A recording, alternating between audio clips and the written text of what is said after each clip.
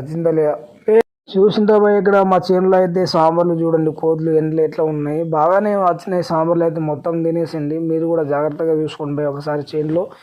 రోజు పొద్దున్న పోయి చూడండి. మా నాన్న అయితే మొత్తం అక్కడ చూస్తున్నా ఇక బాధపడుతున్నారు. అరే నేను కూడా చాలా బాధగా పడ్డాను నేనైతే. చూడండి ఎన్నిగానం తిన్నా అంటే ఎవరికి బాధ. చూడండి మొత్తం చేతి మొత్తం అయితే చేను మొత్తం అయితే ఇక అన్ని రౌండప్ చేసి మొత్తం ఉన్న పత్తిని మొత్తం ఇరగొట్టేసింది బాబు. మా బావ దగ్గర అయితే నేను వెళ్తున్నా, అక్కడ ఉన్న లేబర్ ఇద్దరు కలిసి డవరీ కొడుతున్నారు.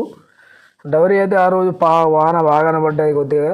మా బావ అన్నాడు ఈరోజు అది డవరీ నడ ఏదో మెల్లమెల్లగా నడిపే అని చెప్తున్నాం మేమైతే, మా నాన్న నేను. చూడండి డవరీ కొట్టాలి మనము.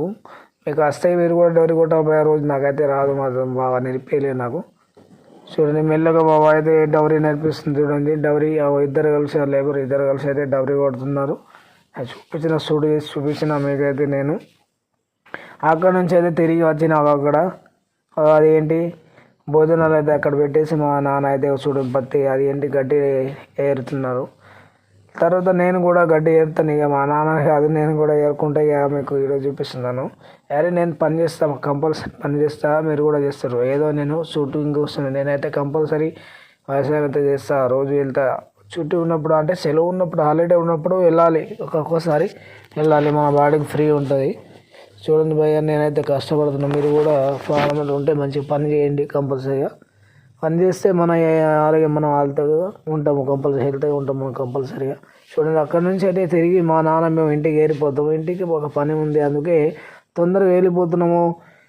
అక్కడ ఇంటికి భోజనం అన్నీ పెట్టేసి మా బావాలకు ఆ లేబర్కి ఇచ్చేసి తిరిగి ఇంటికి వెళ్ళిపోతాం. మా నాన్న నేను ఇద్దరం కలిసి అయితే అక్కడి నుంచి తిరిగి వెళ్ళిపోతున్నాం. గుట్టు లోపల నుంచి వెళ్తున్నాం. గుట్టు అంటే నాకు చాలా అడవి అంటే బాగా భయం. భయం ఏ జంతువు ఎట్లా వస్తుందో తెలియదు, కానీ సింహం అంటే చాలా భయం, అందరికీ భయమే కదా. చూడండి ఆ చేను నుంచి మేమైతే తిరిగి ఇంటికి వెళ్ళిపోతాం. మా నాన్న మేము ఇద్దరం కలిసి అయితే నడుచుకుంటూనే పోతున్నాం. 1 కిలోమీటర్ అయితే నడుచుకుంటూనే వెళ్తాము, నడుచుకుంటూనే వస్తాం. బాగా దూరం ఉంది మా ఊరు అయితే.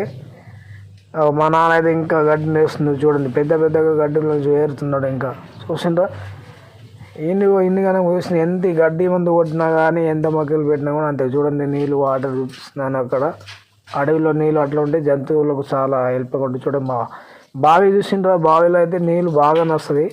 ఎండాకాలం ఉండని ఎప్పుడైనా ఉండే నీళ్ళు అయితే ఉంటాయి కంపల్సరీగా. అందులో మోటార్ వేసి మేము పత్తికి అయితే వేసుకుంటాం. చూడండి అక్కడి నుంచి మళ్ళీ తిరిగి మా నాన్న మేము ఇద్దరం కలిసి అయితే అడవి లోపల నుంచి నడుచుకుంటూ పోతున్నాం. చూడండి పచ్చ పచ్చగా ఉన్నది లేదా అడవి. చూడండి అడవి అయితే భయం అందరు, కానీ ఇక అడవిలో ఏముంటాయి అందరు తెలుసు, ఏ జంతువులు వస్తుందో ఎవరికి తెలియదు. మా నాన్న మీద ఇద్దరం కలిసి అయితే నడుచుకుంటూ వెళ్తూ పోతున్నాం. చూడండి మా నాన్నది నేను